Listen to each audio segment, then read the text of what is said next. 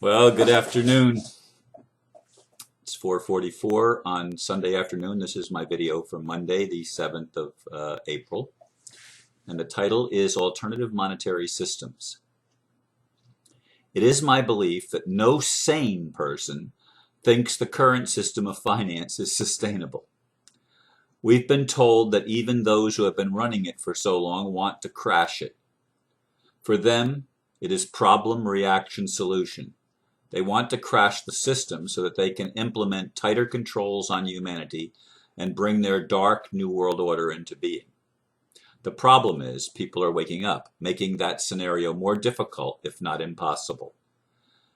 There are those visionaries seeing the inevitability of collapse that have created alternative systems, like Bitcoin and Equi, to name two. Frankly, I don't see how these have a chance to succeed on a worldwide level. SwissIndo, on the other hand, along with the BRICS nations, have proposed a basket of currencies backed by collateral assets, gold, silver, platinum, etc. To me, these provide a bridge to get from where we are to where we are going, which I believe will eventually be a moneyless society. I am not an expert on any of these alternative monetary systems. And the reason that I'm actually doing this particular video is because someone asked me to join the Equi, E-Q-U-I system.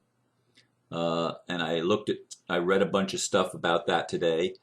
I don't understand it. I don't claim to understand it. I've also been asked to join Bitcoin, and I Googled just a little bit ago here. I Googled, and there are at least 10 alternative currencies, from Bitcoins to Berkshires to, let's see what else it says, to sweat to laundry detergent. And there's another one, I can't remember it. One of my friends, Angel Lucci, he has created yet another one, and I've been asked to join several of these, and including some programs that allow bartering and trading without money, all of which are good in a small, localized economy that everyone agrees that that's what we're going to do. The problem is making it work on a global level. That's a challenge. That is a real challenge to create any alternative system. Because if we want to travel, say, to another country or another continent, will our localized currency work there?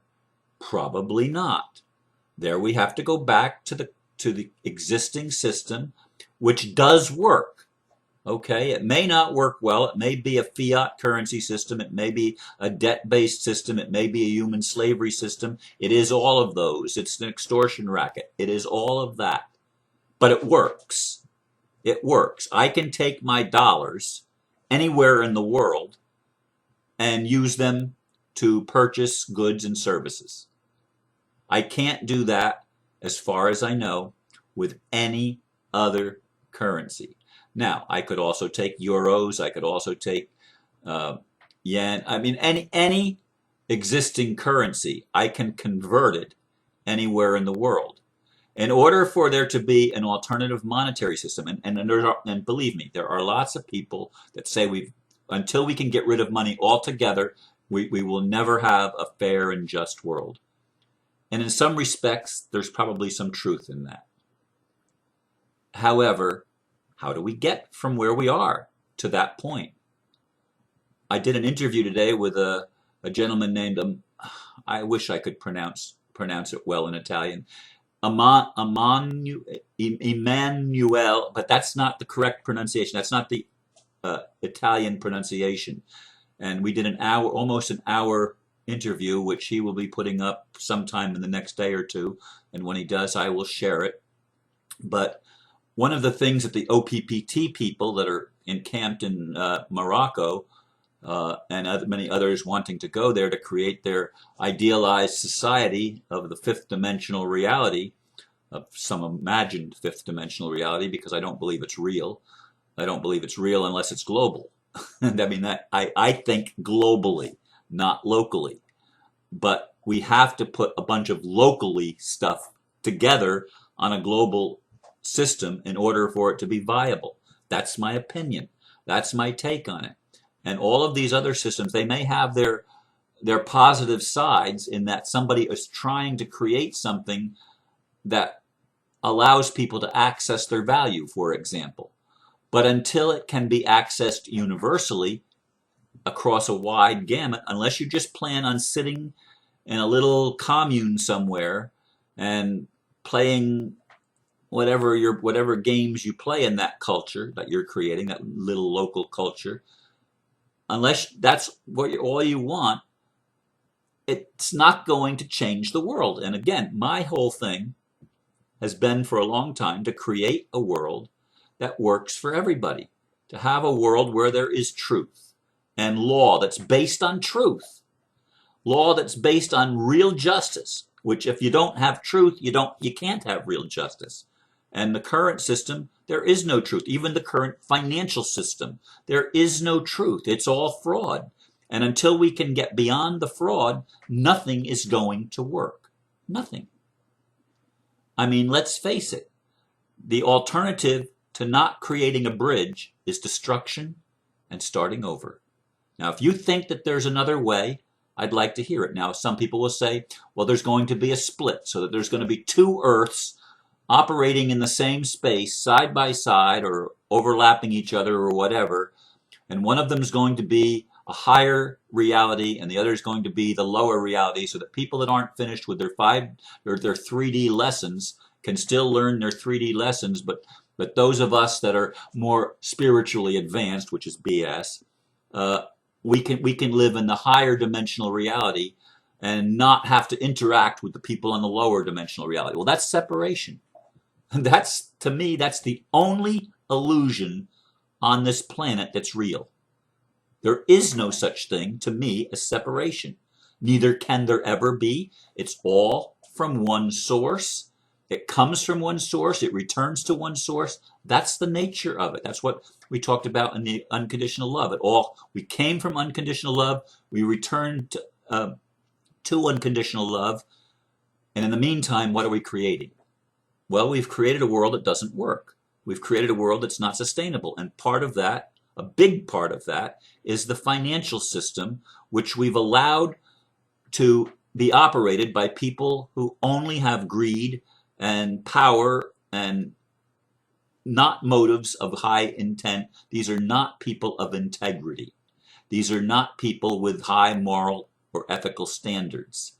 They don't have good character. But we don't have good character when we're trying to push something away.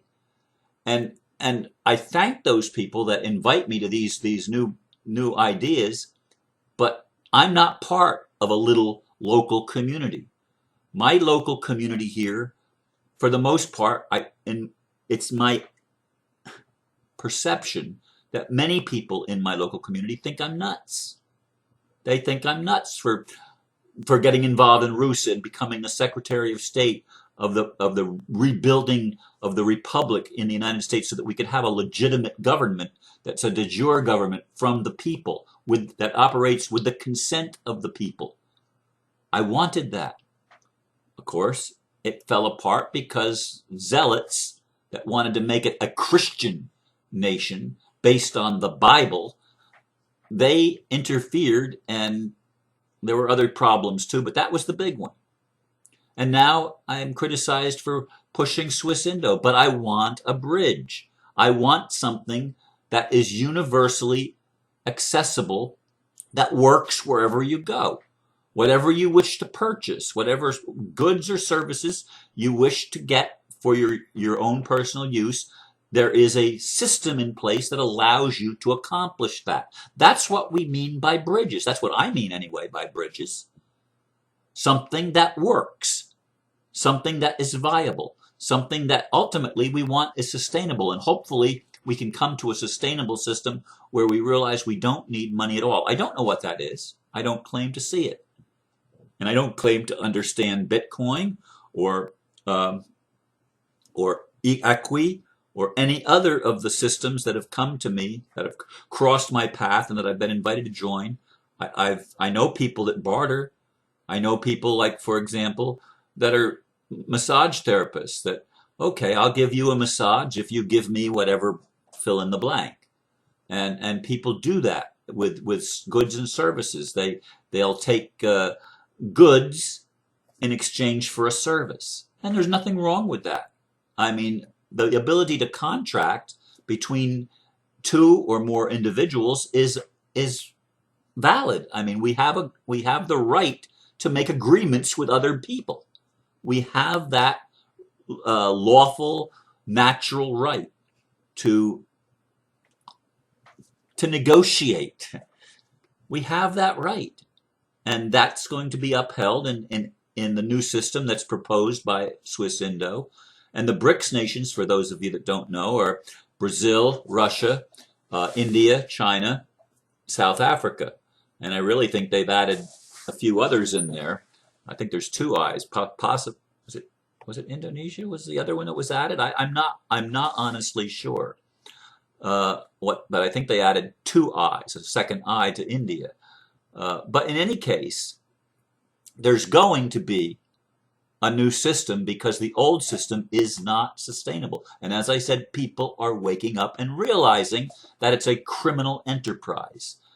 I wish more people would know that, but a lot of people do know it, which means it cannot succeed because it can only succeed under cover of darkness. It can only succeed by having ignorant people not realize what's happening and just allow it to happen without raising a ruckus. Well, there's going to be a ruckus raised if they try to implement any facet of the New World Order. That is the New World Order on steroids, which isn't new. It's an old world order that is about control, and it's about slavery, and it's about more extortion, and it's about all of the things that we don't want. And I understand we don't want them. But SwissIndo and these new things, if we can get behind them, they can work on a worldwide level and give us the space we need to be able to move into a system and an experiential reality where we can remember who we are, where we can grow, where we can become more fully human and lighted and enlightened human beings that are aware of what's going on around them. Not asleep, not ignorant, not in some kind of denial and avoid dance, but in actual practice. We're participatory. We're in a participatory environment where we're creating a world that works. And we're doing it together, cooperatively. And this is the place that we find ourselves in. And I want it to be as smooth as possible. Mr. Sugi wants it to be as smooth as possible. Many people that I know want to level the playing field and have it done peacefully. The RUSA, in fact, the Republic movement, wanted to do it peacefully. We don't want to have a lot of bloodshed, because if we have to go to that level, that's exactly what the psychopaths want. They want us to start killing each other, arguing with each other to the point where it goes to violence. We don't want it to go there.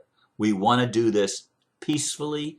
We want to do this respectfully, and hold as many of the institutions and systems that are currently in place, hold them in place, but transform them to the point where there's full accountability, where there's transparency, and where they're repurposed to the point where they actually do what we want them to do, that is serve everyone, so that everyone's needs are met. And there's no alternative monetary system that's going to accomplish that unless it can be done globally. You can have your local little clubs and buyers groups and traders groups and barter clubs and stuff like that. You can have all that. You can create your little cultures with your bitcoins and your equi amounts, whatever that is. You can do that, but you can only do that on a local level, unless you could get total agreement worldwide, and it's part of whatever structure is capable of making it work on a wide scale. So anyway, that's my 2 cents. And again, I am not an expert on this thing, but I ask you to think about what I've shared and what I've said. And I invite you, if you will, to work toward helping us create the system, the bridge that bridges us from where we are to where we're going, which is a world that is more of a level playing field, and where the rich don't get richer at the expense of everyone else. That is not sustainable, and it's not acceptable, at least not to me, and I believe to most humans. Thank you for listening. Have a great Monday. Namaste.